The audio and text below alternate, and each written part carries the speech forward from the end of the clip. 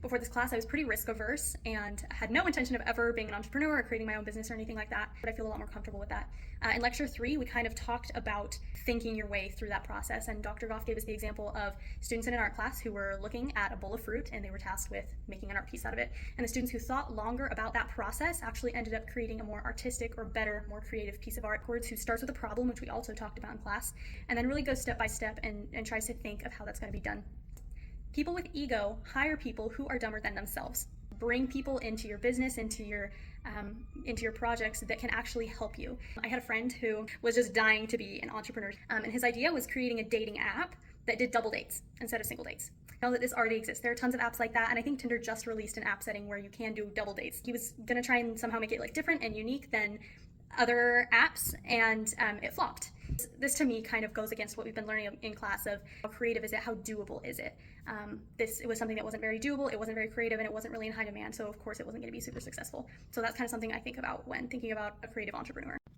As far as in my own personal life, how I feel about myself as a creative entrepreneur, like I said, I'm pretty risk averse. I've never thought of myself as going to start a business or someone who can just pop up amazing ideas.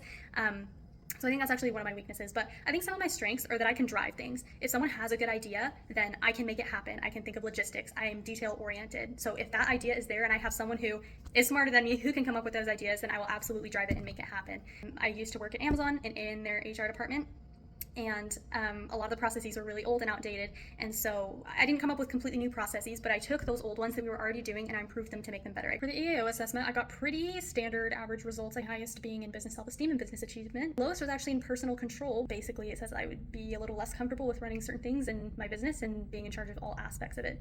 I'm confident in the ones that I do have experience in. For my SMART goal, I am going to think of one thing, at least, every single day that can be improved, a problem that can be solved, and then a way to solve it for the rest of the semester. I'm going to write them down on a little notes app. I think this will really help me with my weakest point in being an entrepreneur, which is coming up with the actual ideas of the business and not simply executing them. I can be pretty critical and stubborn at times, but I think I'm also great at being a motivator and helping people to improve and get things done. I'm humble enough to admit when I'm wrong. I'm absolutely open to communication. I really, really value integrity and doing things the right way. The IDEO personality that I resonate with the most is either the director or the pollinator. I'm really good at making things happen, although I'm not great at coming up with ideas. I'm also good at improving processes, as well in other assignments, group assignments that I've had in college. A lot of the times I've been the one to push things forward, make things happen, and I really, really believe in integrity, and I really, really believe in hard work and grit. I cannot get along with lazy people, and I cannot get along with AI people. I also am an A person, and I intend to keep it that way. I'm all about texting, calling, whatever it takes to just get it across, whatever works for everyone in the group. I don't get phone anxiety or anything like that.